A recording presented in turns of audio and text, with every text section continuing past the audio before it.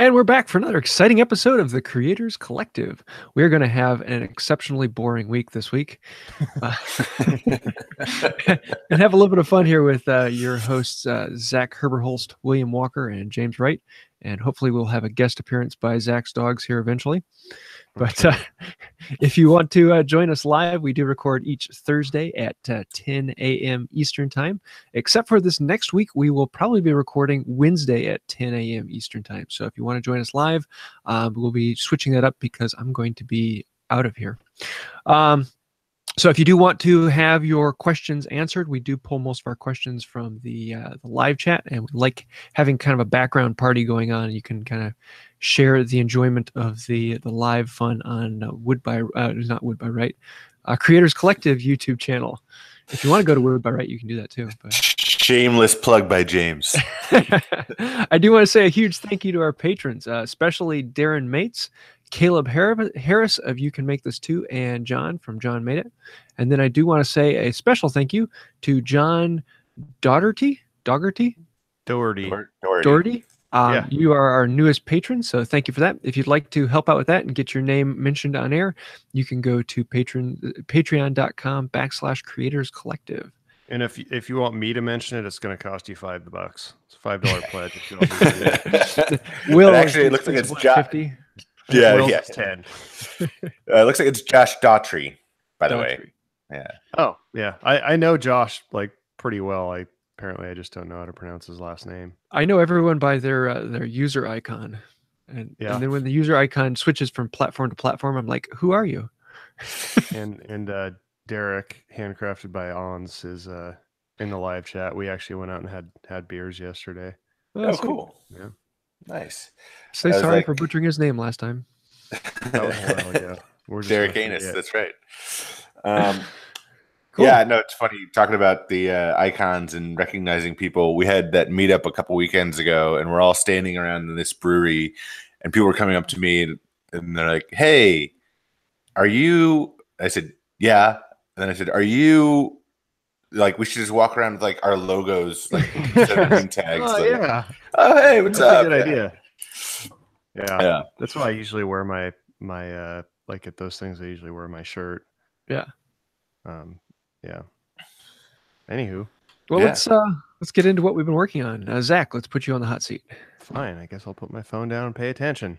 I was actually trying to share something on my Instagram so that it will make sense here in a bit. So I finally put a new video out this week. It's been 2 months since I put out a video. You make videos? Yeah, believe it or not. Well, it's kind of coming off of my I guess a 2-month hiatus of putting out videos, which is really nice. I just kind of felt like I needed a little vacation from editing videos and having a camera up in my face all the time. So yeah, it was a nice break. I spent most of that time doing making stuff and just selling it on Instagram, which is actually a lot of fun. Probably gonna do more of that in the future. But yeah, I put out I got a new anvil a while back and built a new stand for it, and wrote some new songs and put those in the video. So it was a lot of fun. I'm getting a lot of positive comments on the video. So it's kind of, so I started like really upping the production quality on my videos, and it's a slippery slope, because once you start like noticing things, you can't stop not noticing balance and all these little tiny details. Like one of your clips will be like just a hair bit different. Like you recorded it like 5 minutes later, so the lighting is a bit different, and trying to get all that mixed. It's just, I mean, I think I'm spending probably 3 times longer editing videos than I was a few months ago. But anywho, that's what I've been up to. Yeah, man. The more you know, the harsher critic you are of yourself.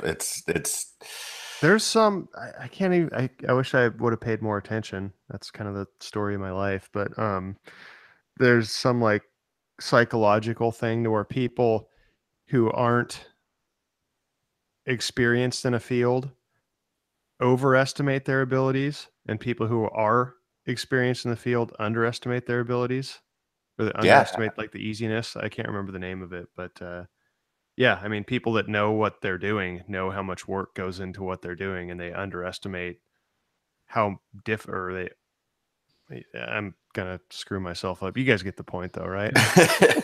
I do that for our video shoots because I have a videographer that comes over now, and so we'll bunch together a whole bunch of woodworking tasks in the day. So I schedule everything out, and now I'll schedule something to take 45 minutes, and it ends up taking a half an hour, and you keep piling those up, and we get done like 3 hours early. It's like, what happened? Oh, well, I just was assuming that there'd be problems along the way, and I was planning for them, and no problems came up. And yeah.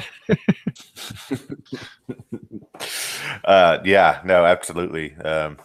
See, I'm the other way around. I plan for everything going wrong, and then I plan for those things going wrong to take up more time, and then I still go over my time. So even with mistakes, it's going to take this long, and then it ends up, something happens where I can't find a tool or something breaks and I don't have a replacement, and like, oh, I forgot this one thing, and everything takes longer. Handcrafted by On says, isn't this whole theory also known as Keller theory? Something like that, yeah. Yeah. Oh. On that note, Will, what you got going on? Oh, man, I haven't gotten much shop time this week. I have been back outside space project, pool, cantina, being a contractor project. So this week I've been moving a lot of gravel, getting ready for a really big concrete pour. So my concrete guy has been over, and we've been forming stuff up, just moving buckets and buckets and buckets of front end loads on my tractor. And then Tuesday, I blew a tire on the tractor, and that was a whole thing. The tire was supposed to come in the next day, but then the tire shop that ordered it wrong, and it never showed up. And so I had to drive over to the next county where it's more rural, where there are more farmers, to find one that was kept in stock. And then I didn't get back in the shop until like 2 p.m. yesterday. But I have been, the little time that I do have, that I have been spending in the shop, I've been fooling around with knife making. I got some 1075 carbon steel from Admiral Steels as per Zach's recommendation. And I've just been playing around. I made a petty knife blank that I posted to Instagram. And I just heat treated it and tempered it yesterday, and I will try to put an edge on it today, and make some knife scales and things like that. Been having a lot of fun with that, doing all freehand grinds, I'm kind of I don't want to say frustrated, but I'm like, the fact that you jumped right into freehand grinds and they weren't that good kind of irks me a bit, because I had done like, took me like a month of like grinding like a knife every day to get to that point. And yeah, it's not cool, man. I'm sorry, man. That's, like I put my mind to something, and, I watched a lot of people. I feel like it's kind of like turning, where I refuse to start with carbides. I wanted to learn traditional tools, and how to put, the proper bevels on traditional tools, which, the learning curve is super steep. But because I did that, I just like turning with traditional tools way more now, because I'm like somewhat decent at it. I feel like I did the same thing with knife grinding, where I could use a jig, and I, could have ordered some things or made a shop jig, but I was like, well, like, let's just play around with some mild steel and see what happens freehand. And then I got some actual, carbon steel, and I was like, well, let's just, take an 8-inch or 9-inch section and see if I can, start with a blank of steel and make a knife. And it went surprisingly well. I was really pretty impressed with myself, not to sound douchey. It looks sharp too. Oh, hey-oh. Yeah. So I'm curious, because I never thought about it, but how are you getting your knives up to like quenching temperature? So this one was still pretty small. So I experimented yesterday. I've got some like 2x2 by random length scrap, which I know is a pretty like specific material and it's not readily available everywhere. But I happen to live not very far from one of like the only soapstone quarries in the U.S.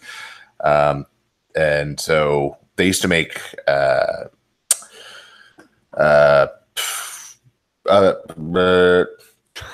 totally blanking. Stoves. You know what I'm talking about? Stove? Yeah, like a potbelly stove that you keep in your basement or something to heat the whole house. They used to make those out of soapstone, and so I thought, well, why couldn't I, experiment with that? And there's lots of air gaps, and it's kind of a square hole, so I just have them like stacked as blocks with a small hole in the middle where I stick my MAP gas torch.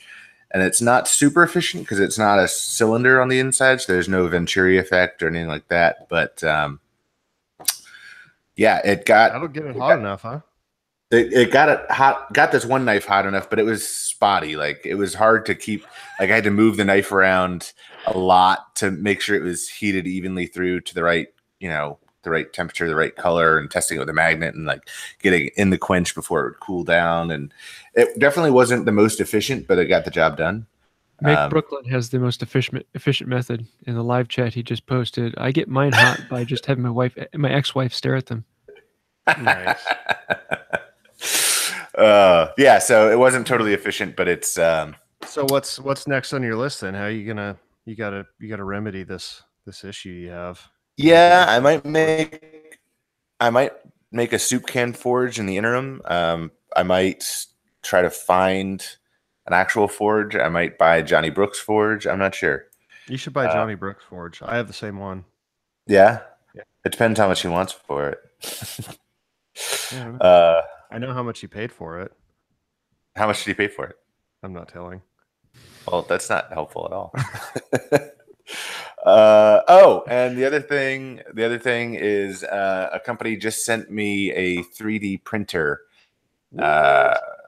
Yeah, they reached out and said, "Hey, we love your channel. Do you want a 3D printer?" And I was like, "Yeah, sure, I'll give it a shot." And then I was thinking about like ways a woodworker, metalworker could use a 3D printer, and I started coming up with all kinds of cool ideas. And so I just got that set up last night. It's a pretty big one too.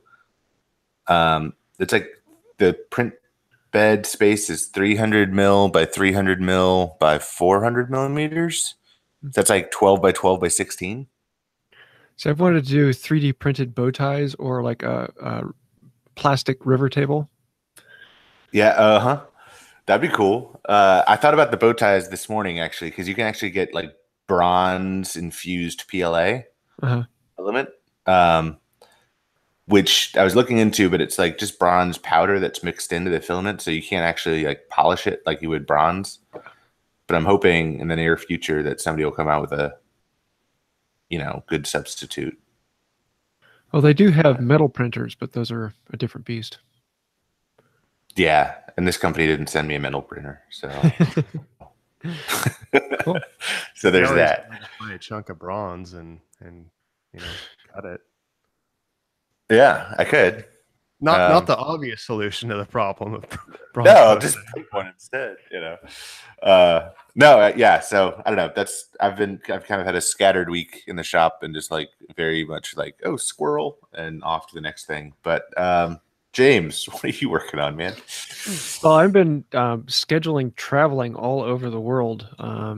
So if anyone wants to meet up with me, I'm going to be in Portland, Oregon at the Best in the West Tool Show. So if anyone's on the West Coast and they're saying, I can't find tools anywhere, it's coming up next weekend. And it is the best place in the West. Every time, like, yeah, just Hey, Zach, do you miss the Pacific Northwest? Oh my God. No, he loves Florida. I feel like now that I moved here, like everybody I know is like, hey, going to Portland next week. Going to every week somebody I know is in Portland.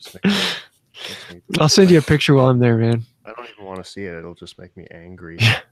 For those of you new to the show, Zach lives in Florida, hates it, wants to move back to the Pacific Northwest. He loves the rain and hates old people. No, well, there's different kinds of old people. I don't want to say I hate old people. And kids. He hates kids and old people. Maybe kids, but not old people. There's like a different. I love old people, but like the old people in Florida are all they're not normal old people. They're like, I don't want to get into it, but I miss like the wise old kind of grumpy old people that just stick to themselves and you aspire to be that old person. I do. I want to be that like grumpy old wise person, but not like not the drugged out toothless person with no shirt Florida old person and like flesh eating skin disease everywhere. It's rampant down here. Like everybody has psoriasis. It's weird. Anyway, okay. Well, on that note, mini rant. Have one per podcast. Let's wrap that one up. All right, sorry, James. Yeah. So I'm going to be, Portland next weekend, Iowa in September for the Midwest Tool Collectors Meet. Then in October, I'm going to be in Texas at the first tool show down there in Austin. And actually, I'm going to be doing a class teaching dovetail cutting. And so that should be fun. And then in May, I'm going to be in London. And so I've been buying plane tickets here and there and the other place. So it's been kind of a busy time that way. But on the other front, I actually just put out a video on making a dovetail chisel, a Damascus steel dovetail chisel. And a friend of mine, the Burley Woodworks, and he's in Europe. He made the steel, the tang, the chisel itself, and then I made the handle. And I absolutely just love how that thing came out. Very, very happy with that chisel. That was cool. That video's live. I just watched that. I just watched that video because it made me want to make a dovetail chisel, which I might do. Yeah, it's a very, very delicate chisel. It's not the thing you pound on. It's a one hand, very careful. How thick is the steel that Damascus? The main shank is about 3/16 by 3/16. Okay, all right. Whereas the head is only about an 1/8 inch thick, with a 20-degree bevel angle, about a 1/2 inch wide at the end. Okay, so it's a very, very tiny little. It's designed for getting into the corners of particular like half-line dovetails. I've needed one, or I've wanted one. I've yearned for one while doing half-line dovetails in the past. I'm like, man, I wish I had a dovetail chisel right now. But next thing was I did the next video in the turning saw. That's a live series that I'm doing. So my wife and I record one a week, and we actually are making a turning saw live. So you can see every single step and all the little problems that come along the way. And then when I first tension it up, you'll see when it snaps that I over tension it or something of that nature. So it should be kind of fun. But that's been about my life, other than getting ready to go out to Portland next week. So, yeah. Cool. Oh, I forgot one thing. Oh, what's that? Before we get on to the next thing, I just forgot, since we're talking about finally releasing videos and stuff, I'm finishing up my walnut twin pedestal dining table build video. It is edited. It is color graded. It is, I just need to do my narrative, my narration. And then that'll get exported and uploaded. So look for that in the next day or two, maybe today. So I'm curious, for your color grade, what do you do for your color grading? Well, you aren't going to like me because you didn't listen to me, but Premiere Pro's Lumetri scopes. Why don't I like you? Because I suggested you get Premiere Pro and you got Final Cut instead. Oh, I don't care about that. No, I'm curious. Like, what's your I don't even know the proper like words for it. Do you like color, like shift your tones or your hues to any particular? Well, I shoot in it's not log, it's not S-Log, but it's similar to S-Log. My camera can shoot in log, but I shoot in a Cine 4 profile, which is like a super flat profile, and then I color grade with LUTs.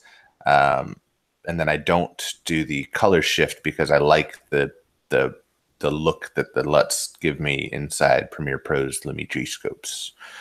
And it's so the current LUT that I like emulates Fuji Reala 500, old movie I know film. exactly what that looks like. Do you? No. Oh. But yeah, so that's what I've been doing. But if I didn't use that, then I would actually shift colors. And for my look, I would probably add blues to the shadows. But that's just me.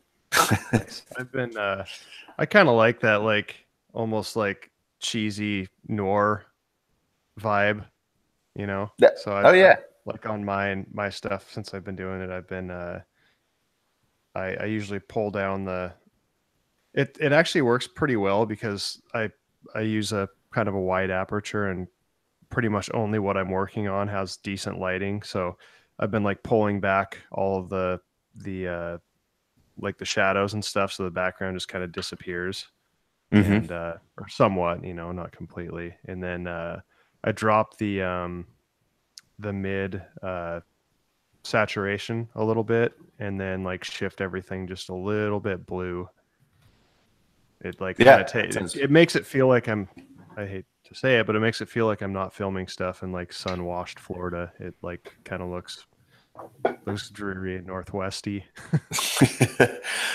Just be careful with the shadows. If you drop them too much, YouTube's algorithm absolutely crushes your blacks, and you'll start seeing like weird artifacts in your videos. Yeah, I don't do it too much. I do it to just where, like, I mean, I don't know what you call it, where you can see, like it has like the little lines where it shows when you start losing detail. Yeah. And I usually do it to where just like the sections that are completely not relevant to the frame just start to. So I try not to lose detail in the shadows, but I try and pull it down to where it just kind of, you know, draws your attention into the center of the thing. But yeah, it takes so much time. So much time. It's crazy. It'd be easier if my shop had like consistent lighting, but that's what I have. No daylight, no windows in here, so everything is constantly the same color. God, that would be amazing. And it's just one preset. I drag it onto all of them, and then I'll go through them and do a few little detail changes, but I can keep them all That's the color. Incredible. Like mine, I'll have the same shot. Like it won't even be like a new shot. It'll be, you know, a 30-second clip, and like if a cloud passes over the sun, it looks like it was shot on a totally different day, and it's like 10 seconds later. Like, and you can't. I mean, I'm not good enough to get the correction perfect where you can't tell. Studio lighting is fun. Yeah, when I move and get a shop, I can't wait to just have consistent lighting. It'll be amazing. What do you guys say we hit a couple questions? Yeah, let's do it. Chris Wilcox, what is the best way to create a custom stencil to stain a company's logo onto wood and get clean lines? You guys ever done that? Gel stain. Well, there you go. That's my answer. It's like stain, but it's more gel-like, so it doesn't bleed as much. But I think it depends a lot on the wood. Obviously, do a test piece first. Yeah, it's what's the stencil made out of? Also, yeah, I don't know. Is it like a? Well, like it also depends on the wood. I mean, if you're doing it in something that's oak, I mean, you're never going to get a stencil that actually fills it because you'll have pores that run. Yeah, but like if you're doing like a laser cut vinyl or like a vinyl cutter, stencil, you know, something that's going to have like really good adhesion to the surface for you to do the stencil and pull back up. I think you're going to have better luck than say like a homemade stencil that I would make out of like chipboard and an X-Acto knife.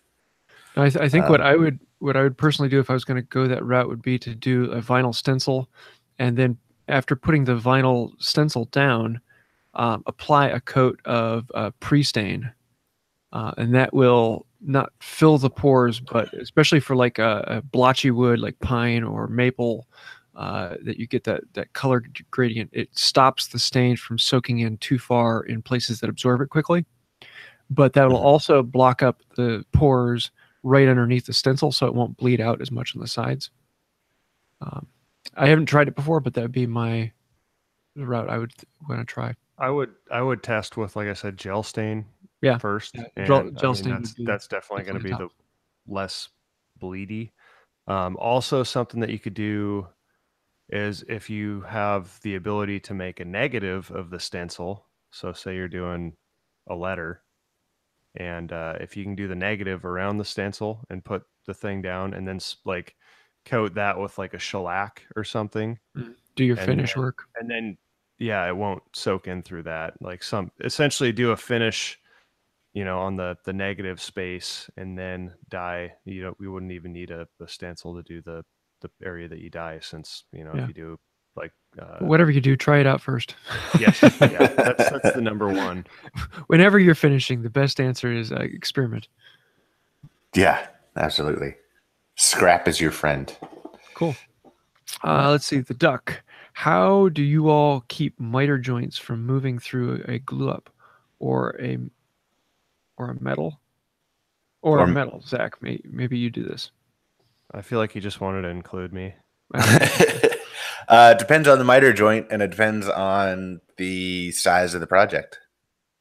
I actually love using picture frame clamps to wrap around 4-corner miters. They have a little plastic thing that holds the corners together and keeps them from slipping. They're a really simple clamp, and you can pick them up for like $20 at a big box store. They work really well. I used one of those for a long time. Lately, I've found if it's like a picture frame that you're going to later spline or key, just painter's tape around the outside of the miter works fairly well, just to get the miters close and tight. And then I will come back with light pressure clamps on the outside to make any last little minute adjustments. If it's something like big, really big, like beveled, I guess it would be a beveled corner, thinking about like a box or something like that, where it's not essentially the miter, but a bevel. Is that right, James? Yeah. Then mitered. If it's a corner, it's always a miter. Okay. Even if it's on like a drawer or a box. Okay. All right. Again, painter's tape works really well. Then follow up with clamps. Yeah, that's what I got. But those picture frame band clamps, I guess you'd call them, do work well. I use a welder. Yeah, welder and tack welds. Yeah. No, I need to get a wood welder one of these days. I have actually worked with wood before, and like back in the day when I used to do more of it, brad nailer. I mean, oh yeah. I mean, I guess it depends on how, like, just stay away if you're going to put splines in. Yeah, how fancy, like, depends on how fancy you're trying to go. But I mean, usually, you can't. Well, especially if you get like a wire nailer. Completely hide them. I mean, if you use I can't remember if it's 18 gauge or what I have. You shoot those things in there, and if you want, a lot of the time, depending on the wood, you can't see them. And if you really don't want to see them, you can drive them in just a little bit further and do like a little wood putty over them. The holes are so small. Well, what I used to use was a wire nailer. You actually, rather than shooting nails, it actually has a spool of wire, and it fires the wire into there, and it's invisible. You cannot see. Yeah. Oh wow, I've never even heard of that. I mean, I've heard there's pin nailers, like 23 gauge pin nailers, but a wire shooter, huh? Yep. A wire gun. Huh. It's not a welder, is it? It looks like an aluminum spool gun. Also something I've never tried but always wanted to was those the pinch dogs, the miter pinch dogs. Yeah. It's like it's like a horseshoe shaped thing with it's, I guess, some sort of spring material, spring steel, and you kind of open it up over the miter, and then 2 points dig into the miter and pull the miter closed with the spring action, and then you clean up the dings later. But cool. Let's see, we got another question from Make Brooklyn. What's one change you made to the way you work, shoot, or edit that is the largest impact in your channel's success?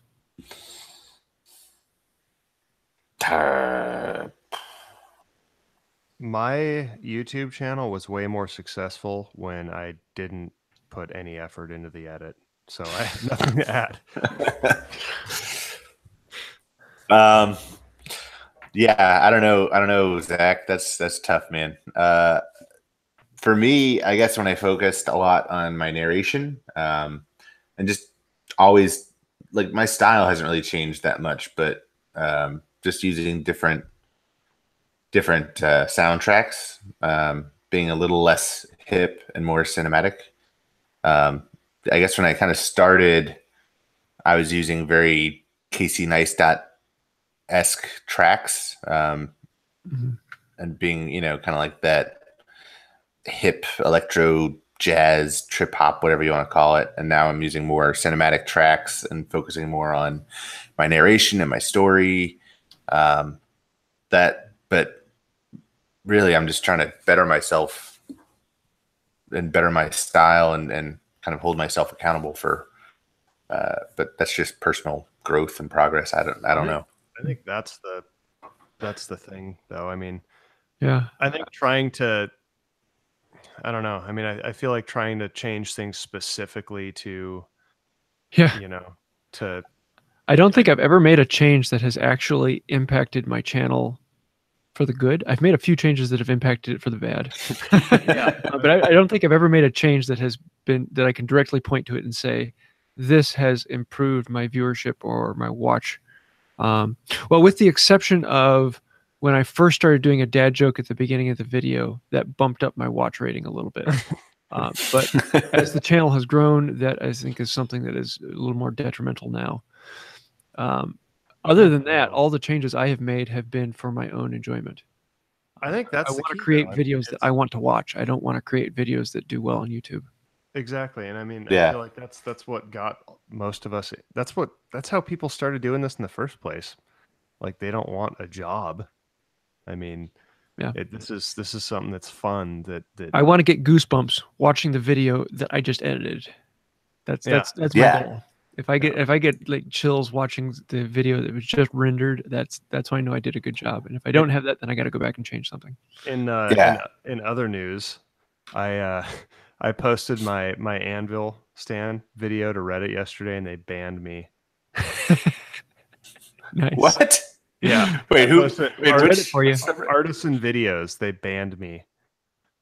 Oh, I got banned from something like that. And I was like, but I don't get it. It's really taking a dive, man. And I don't even care. I don't even care that much. I'm just like, oh, okay. I guess my decision's absolute at this point. But it's so funny that they're like, I understand the idea of, like, not wanting solicitation, like a company posting like a video in order to like sell you something. But just the whole premise of, like, you can't self-promote. But it's okay if you post my video, Will, but the person who put all the time and work and energy into it, and granted that, you'd think the spirit of the law is that, okay, this subreddit is about, or any subreddit, for instance, like the something I made subreddit or whatever, like, if the content is appealing to the people subscribed to that subreddit, wouldn't they want content to fill their subreddit? This has been my whole deal with Reddit ever since I tried it. Was like, I didn't understand. It was like the cool kids table on the internet, and you were like the new guy that walked into the cafeteria and looked for a place to sit. And it was like, no, you can't sit here because you don't get it. And it's like, I was like, but this content fits the subreddit where right? I just, your viewers are interested in this content, but you don't want it there because I'm the one who did all the work. But if somebody else posts it, We then should it's have a okay. we should have a pact. Like I'll post all of Zach's videos. Zach, you can Just post don't all of even James's wanna- videos. It's like Walmart. I just don't even want to give them my business anymore. Like, Yeah. No. no, like just let all your content dry up to where everybody's just reposting everybody else's stuff. Like, Yeah. it's just it used to be great. I mean, like a year or two ago, it was a godsend for makers, and it was very positive, and it's just completely changed. Yeah, I don't spend a whole lot of time over there anymore. But anyway, back to what Reality. James was talking about with making it something that you want to watch. I'm the same exact way, and I'm my harshest critic. Like this table video, I would edit, stop for the night, come back the next day, watch it, and go, "This is absolute garbage," and I would start over. And that's why it's taking me so long to put out the video, because I'm just like, no, it's absolute garbage. And then this last iteration of the video, I had edited till like 1 o'clock in the morning, and I thought I saved it, and apparently my computer restarted or something, or we had a power trip or something. And I came back and I was like, this is not the same version of the video that I did until 1 o'clock in the morning. And at that point I was like, all right, well, that is what it is. I'm just going to edit this again and make it what I think I remember I did. So I've had some issues with, I use Final Cut Pro, which I'm sure you're a huge fan of, Will. So I've had issues where I've went through, and I think this last one I had like 300 something clips, and I went through and I white balanced every one of them, and then I came back the next day, and none of the white balance doesn't save on my thing, so that's fun. Yeah. Do you do adjustment layers? Can you do adjustment layers in Final Cut Pro? I have no idea. I just go through and I hit the white balance thing, and then I find the area that I want to, use for my white balance. Because if you had, I don't know, it doesn't save. I'll come back the next day, and it's like, if you had, say, 8 clips that were similar lighting conditions, I mean, like looked almost identical, instead of white balancing 8 of those clips, you could just do an adjustment layer above all 8 of those clips and just do one white balance adjustment. That would be great if I had consistent lighting in my shop, but every 10 seconds it'll like be orange, and then it'll be green, like depending on it's just that my lighting is so inconsistent. But yes, yeah. All right, well, someday. All right, well, what do you say we move on, guys? Cool. Let's do the creators photo challenge, because we haven't done that in a while. Let's do it. Now, this week we are going to be judging the entries for. We will be judging you. And we had actually it only had a few this time. It wasn't a huge list, but they were really good ones. Really, really good ones. It was hard.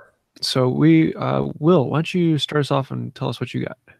Yeah. So my first one is Thalweg Design, and it was a turned hollow form. It looked like it was out of walnut, and they positioned the hollow form to where it's a beautiful, like warm, soft light, and it's bisecting the hollow form like directly down the middle. And so each side of the hollow form is symmetrical, and it was just a beautiful, beautiful photo and a beautiful piece. So that's my number one. Number two was, I think, Zach's buddy KJ Sawdust. And he had a lot of entries actually, but the one that really stood out to me was, it was a bird's eye view of some domino joinery in a trestle table base. And it was just beautiful and symmetrical and well shot. So those are my two. James, how about you? My number one was Claws Creations. He had this display of planes and axes, and hand tools. Just they pull at my heartstrings, and it was really well laid out and well organized. He actually has a series of planes in the middle of the field, and then it's framed with 4 axes running around it, and they're balanced off to try and be a matching axe with a matching axe, and very similar. And there was something about it that was very warm to me. I enjoyed it. The second one then would be KJ Sawdust, the same one you just mentioned with the domino joinery. That was kind of an interesting view. I had to look at it for a while, figuring out what is this, and then it suddenly clicked. It's like, oh, that is cool. I like it. So those are my my two. What about you? So mine is actually my first one goes to our own Will Walker. Woohoo! Yeah, Thanks. it's a good picture. Thanks, man. Yeah. Second one is Wait, can you describe it for our listeners and our viewers? yeah, it's a marking knife, and it has symmetry. It's just I don't know. It's there's not really much to describe. It's just it's a marking knife, but yeah. Cool. Well, thanks, man. No problem, man. You can look at the link in the description if you are not watching live. Yeah, or just go to Instagram and search WM Walker Co. That's my handle on Instagram. And my second choice was Keith from KJ Sawdust. It's just a cool picture. That's the domino joinery one that everybody else chose as well. Well, we have a unanimous winner. It's true, and I did want to give a shot. I mean, there's some good ones there, but I was also a fan of the Claus Creations one with the planes and the axes. It was a close second between. I have to shoot a shout out to Jonathan24. That was actually pretty sharp with the Mars landscape. Oh God. Yeah, that was crazy James the Martian. So, I didn't ever click on that. I thought from a distance that it was Shrek.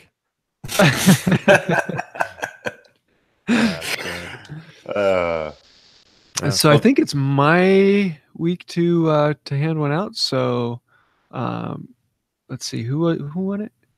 Oh, KJ Sawdust. I will be getting in contact with you, and you will get a Wood by Wright card scraper in the mail. That guy wins everything. Actually, I'll have to contact you and see if you want to wait because I'm out of stock of those at the moment. I cannot keep the card scrapers in stock, and the last run he made, there was a slight problem with them, so we're out of stock for a little while. So I might say if you want a T-shirt, we'll see. But, and I still owe last time's winner a marking knife, and I'm doing it. I'm on it, and I have all your info. It's coming. I just, like I said, I haven't had much time in the shop lately. So, and whoever I owe something to, send me a message. I totally forget, but I have shirts in. I have everything you could possibly want. Just let me know, and I'll get it in the mail to you. Sweetness. Well, let's move on to the joke of the week, and this one, it doesn't have as much to do with woodworking, but I kind of liked it. It is the perfect dad joke. And this is from Andrew McNett. I believe that's McNett, yeah. It goes like this. Do you know the joke about the stick pony? It was a little horse. Oh, man. That's good. That's good. Oh, that's a good one. I like that. I'll be sure. So stupid. I love it. I'll be sure to use that at my next dad gathering. Oh yes. So if you have any awesome jokes similar to that one, please let us know to be featured in the Creators Collective podcast. If you think you can do better, try. If you think you can do worse, yeah. I'm thinking about changing my video style, for my videos with one. Yeah, I think the goal is for after the punchline for it to just be awkward silence. Like that is what we're going for. Where nobody laughs. We're where it's so bad that it's funny. That's the goal. Well, let's look at what we're watching, reading, and inspiring us. Will, what you got? So I haven't been spending much time on YouTube lately. Like I talked about earlier, I've been busy sweating out in the, getting manual labor done, which has felt awesome. But somebody did post in one of the Facebook groups. It was either Southern Woodworkers or I Like to Make Stuff group or Woodworkers on YouTube or one of the many groups I'm a part of on Facebook. And somebody posted this video and tagged me. It is Dave Grohl from the Foo Fighters. And it's kind of documentary short film / introduction release of their new album, where they talk about this space, and I guess it's LA, where it's a music studio, kind of music instruction education that teaches, you know, youth how to not only how to play instruments but play with other musicians, play in a band, and it really hit home for me because I used to play a lot of music in bands in my teenage years. But the thing that was cool was the person who posted it in the Facebook group said, you know, Dave Grohl, this video is awesome. First thing I thought of when I started watching it was how much it was like a William Walker video with the narration and the story. And so I had to click on it, and it ended up being this documentary about this introduction to the studio that teaches kids how to play music in a band, but also it showed it's like a 23-minute instrumental jam, and it's Dave Grohl, and he goes through and he plays every instrument from start to beginning, or from start to end, throughout the whole 21 or 23-minute song. So he'll go through and he'll play the whole drum track from start to finish, 20 minutes of drums. Then he'll go in and he'll play, rhythm guitar over that. And then he'll go back and play a percussion station with marimbas and tambourines. And then he'll go back and he'll play the whole bass line. Then he'll go back and play lead over it. And it was just insane. It was like him doing it, a 20-minute session from start to end, with all these instruments, just laying the track over. And it was like one of the hardest things he said he's ever done. And it was just, I don't know. It was just a really good watch. So it was really inspirational to me. Sweet. I know it was a really long explanation of a video, but James, what's inspiring you right now? I would have to go with Burley Woodworks. He is the guy who made the dovetail chisel. He is, I'm guessing, 18 or so from somewhere in England and in Europe, and it's killing me now. I can't remember what country, but he made the Damascus steel chisel and a knife, and I'll be giving away that knife this week on Saturday actually, and just gorgeous work. But he did it very differently. He actually made it kind of like a herringbone pattern in the steel. You've always seen where they take multiple layers and they'll stack them all up and then they'll forge weld them together and they'll twist it, or they'll dimple it, or they'll do something like that. But rather than just simply stacking it all up, he stacked a few up and then he put a few on top of it at 90 degrees, and he put a few beside that at 90 degrees, and they put a few below that at 90 degrees. So you have these 4 sections all 90 degrees to each other inside of a steel square tube, and then compressed all that down and forge welded it inside the square tube. A really cool way of doing it. And a fantastic design at the end. So definitely worth taking a look at how he made that. If you like Damascus steel in any way, it's a very cool video. Gonna have to check that out. I'm gonna have to go with Cam Porter from Cammy's Garage. Let me see if I can paste this here. So anybody who's been spending a fair amount of time on Instagram has probably seen some of his videos. He has literally gone from like 0 subscribers on Instagram to almost 10,000 in the past month. His videos are super cool. He does these really neat, ornate wooden sculptures, a lot of circular, Mobius strippy, crazy, just really interesting stuff. I mean, it hooks you. You watch you see the beginning of one of his videos on there, and you're like, okay, I have to watch this. And they're 30 seconds long, and just very, very well done. It's like the perfect format for Instagram. So he does really cool work. It's really fun to watch. And he actually just did a caricature of me. That's what I was sharing at the very beginning of the podcast. I was trying to repost that on my Instagram timeline because I thought it was really cool. So, but yeah, I did a little doodle of me, my truck, sculpture, and a guitar in the bed of it. So that's cool. Yeah, that is cool. Look at it. his videos are incredible. So anybody who's, you know, into woodworking and awesome videos, I suggest checking him out. Holy crap! Yeah, right. No, it's I don't even know what you call that, but it's like the I don't know dodecatorus. Like I don't turning. All right, sorry. Yeah, check him out. That hurts my brain. Okay. Yeah, it's That very was a very cool sculpture. Very good to watch. Yeah. Well, what you got for a favorite tool, Zach? I don't have one yet, so why don't you guys go?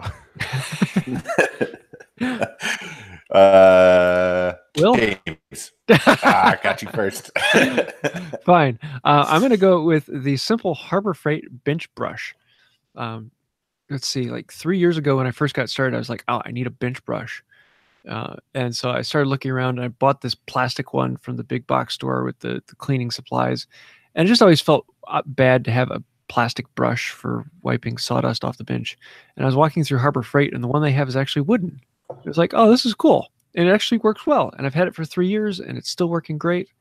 And it's a tool that I use every day that is kind of overlooked and it's not thought to be, the cool thing like the dovetail chisel, but it's a great useful tool that everyone should have in their shop, and it's dirt cheap at Harbor Freight. We should start like a Harbor Freight list of like the things worth buying at Harbor Freight. Yeah, like the gems of Harbor Freight. Things that are perfectly serviceable from Diamonds Harbor in Freight. the rough, a Harbor Freight story. Ah, there you go. Let's do it. We already have a name.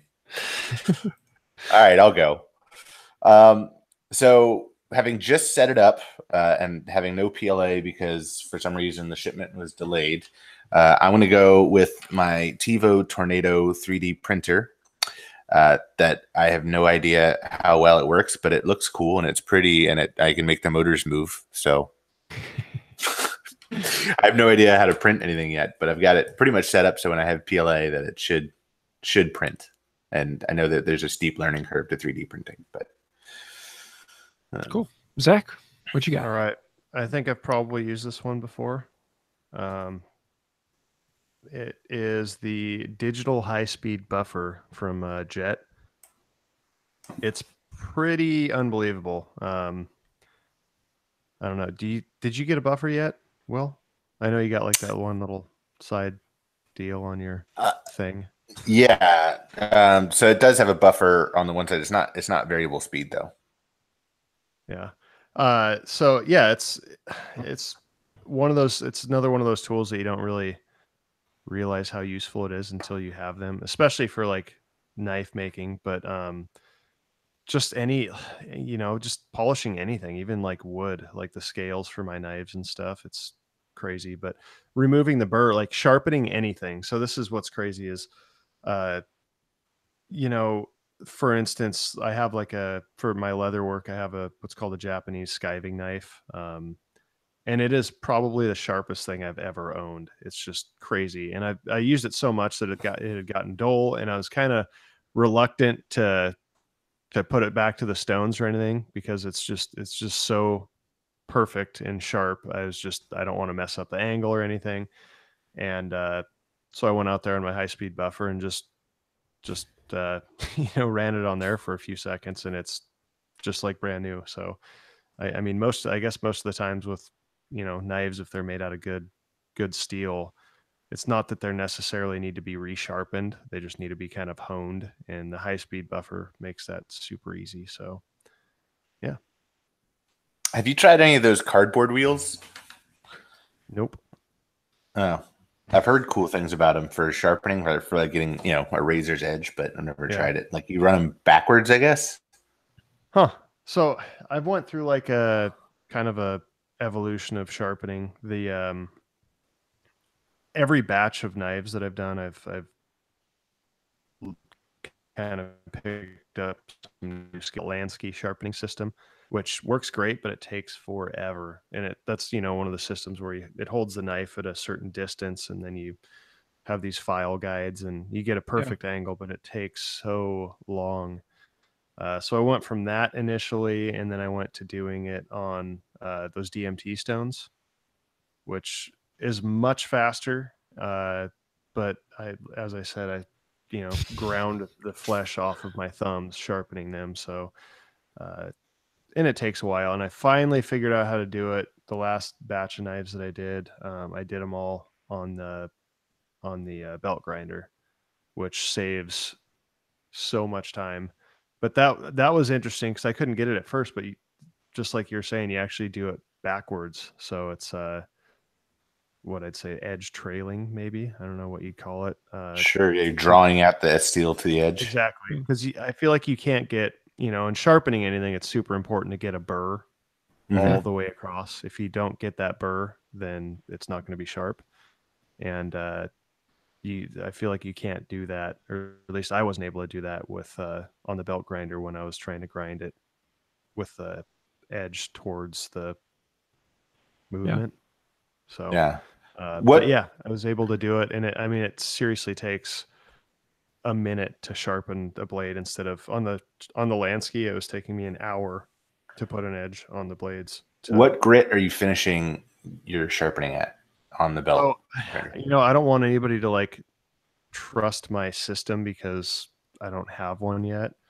One of the things I've personally found, I'm trying to find the equivalency because I use an X65 belt, which is in microns. I'm trying to find out how many grit that is. Where was I going? The grit of sharpening, of finish. That's what I'm looking up. So, okay. What is it?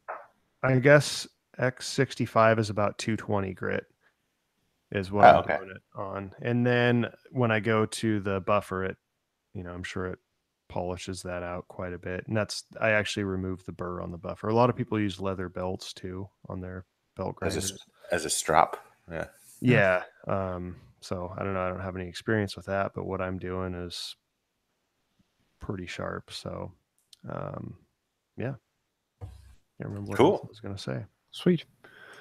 Well, I think that about does it for this show. And I want to say a huge thank you for all of you who joined us in the live chat. We do like hanging out with you and getting your questions answered. If you would like to join us, you can do that each week, usually Thursday at 10 a.m. Eastern time. But next week we will be here Wednesday at 10 a.m. Eastern time. So stay tuned for that. I think that about does it. So until next time, have a wonderful day. See you later. Adios.